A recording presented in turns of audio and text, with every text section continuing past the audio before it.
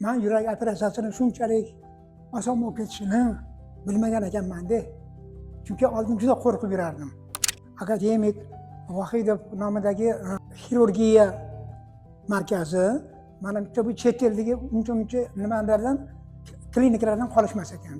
Men Shodiyev Habibullo, yoshim 69 da, Toshkent shahridanman. Shu ikkita infarktni oyoqda o'tkazib ekanman-da. Tekshiruvdan o'tdim.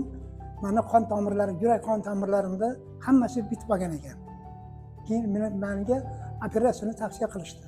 Ko'pchilik menga doktorlar Oybek doktorlar tavsiya qilishdi. Qo'li yengil. Oybek doktor meni operatsiya qildi.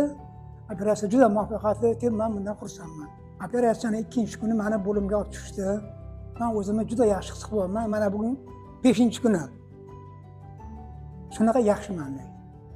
Meni maslahatim Oybek doktorga kelsanglar, yurak operatsiyalarini juda muvaffaqiyatli o'tkazadi.